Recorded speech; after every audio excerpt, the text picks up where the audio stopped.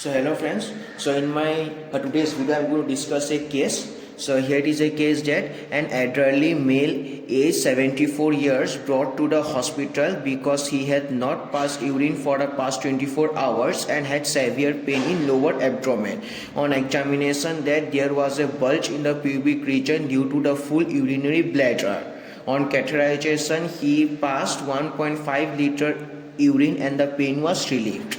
He gave history of having difficulty in urine and poor stream, frequent urge to urinate and post-voiding dripping for the last 3 years. Over the past few days, he had been experiencing episodes of vertigo for which he was prescribed a medicine that he was taking for past 2 days. Examination of the prescription revealed that he was taking tab dimenhydrinate 50 milligram, that is 3 times daily. So could there be any relation between the anti-vertigo medication and the episode of acute urinary retention?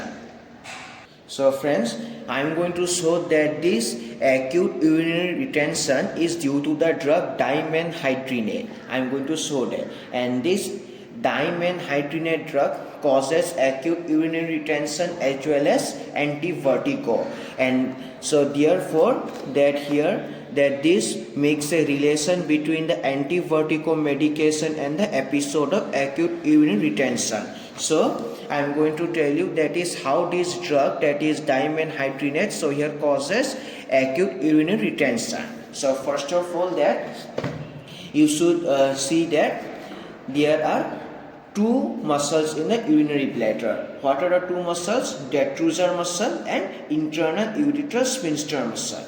On the basis of the contraction and relaxation of these two muscles, urine storage and urine release is done. So first of all, I am going to tell you how release of urine done from the urinary bladder.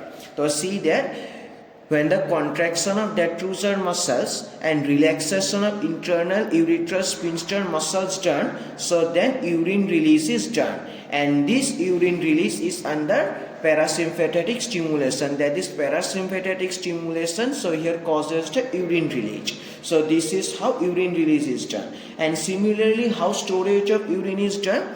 So for a storage of urine, so a relaxation of detrusor muscles done as well as contraction of internal ureter sphincter muscles done. So this cause, so here storage of urine, and this urine storage is under sympathetic stimulation. So in a normal individual, that this parasympathetic and sympathetic stimulations occur in a balanced manner so that the urine output comes in a normal physiological range, and a normal physiological range is 0.8 to 2 liter per day. So therefore I return that in a normal healthy individual, these sympathetic and parasympathetic stimulations occur in a balanced manner such that urine output comes in normal physiological range, and this is a normal physiological range 0.8 to 2 liter per day. So this is a case of a normal person.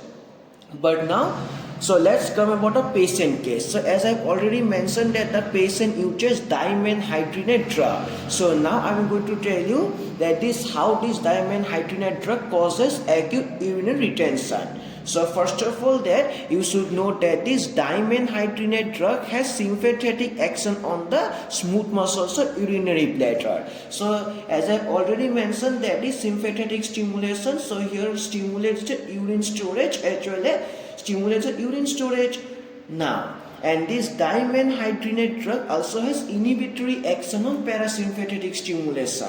So as a result, urine storage is stimulated, whereas that this urine release is prevented. So, and it stimulates urine storage by causing contraction of internal ureter sphincter and relaxation of detrusor muscle, and it inhibits the urine release by causing relaxation of internal ureter sphincter muscle and contraction of detrusor muscle. So therefore that I written that dimenhydrinate stimulates urine storage and inhibits urine release. As a result, less urine output stimulated at a time. So see that? So this is a case. Dimenhydrinate stimulates urine storage and inhibits urine release. As a result, urine storage increases and urine release decreases, so that this urine storage and urine release don't occur in a balanced manner. As a result, what happens, urine output does not come in a normal physiological range. So therefore, that is to compensate that this mechanism or this situation, that is frequent urination occurs, so that the urine comes in a urine output comes in normal physiological range. And also, and due to the drug, that this drug inhibits urine release, and therefore the patient has difficulty in urine. So again see the case. So see that on examination that there was a bulge in the pubic region due to the full urinary bladder, and that this full urinary bladder occurs due to acute urinary retention due to urine storage. Here I have written that. So here full urinary bladder is due to urine storage in excess amount, and due to the drug action, frequent urination and urine difficulty occur in the patient. So therefore, so you can see that, so that this full urinary bladder, so here causes a bulge in the pubic region, and also that the patient, so here gave history of having difficulty in passing urine and poor stream. And also that is, I will tell you why frequent urge to urinate and post-voiding dribbling for the last 3 years occurring. So as I have already mentioned that this urine storage and urine release don't occur in a balanced manner. So therefore that this urine output is reduced, and the urine output does not come in a physiological range. So therefore to compensate that, so here body does frequent urination. So therefore that I written here in a simple manner. So the body tries to do frequent urination so that the urine output comes in normal physiological range. So therefore that is I have written that the patient has, so here, frequent urge to urinate and post-voiding dribbling for the last 3 years. So therefore, so these are the reasons why the patient has so a full urinary bladder first, and second, difficulty in urine, and also frequent urge to urinate. So these are the main reasons. And also I am going to conclude one action of dimenhydrinate drug, that it causes urinary retention. So that's all about urinary retention. But now I am going to tell you basically what is vertigo. So see that, so here vertigo, it is a condition, so here it damages the nucleus tractus solitarius, and the damage of this, you can see that the loss of balance occurs. And again it stimulates vomiting center, so here to cause vomiting. Again, so here it stimulates chemoreceptor trigger zone, so here to cause nausea and dizziness. So therefore you can notice that for a vertigo condition, so here basically many abnormal things happen, that is loss of balance, vomiting, nausea, dizziness, all these things. So therefore simply that vertigo, it is an abnormal condition that is characterized by all these things. So therefore, so here vertigo is an abnormal condition in which loss of balance, vomiting, nausea, dizziness occur in a person. So this is normal. But now I am going to tell you that is how this dimenhydrinate acts as an anti-vertigo drug. So first of all, you can see that this dimenhydrinate, it prevents damage to nucleus tractus solitarius. As a result, that is no fainting, no loss of balance occur. Now again it inhibits vomiting center, as a result no vomiting also occurs. And also that is it does not stimulate that this chemoreceptor trigger zone, as a result no dizziness, also vomiting occur. So you can see that in vertigo condition, that is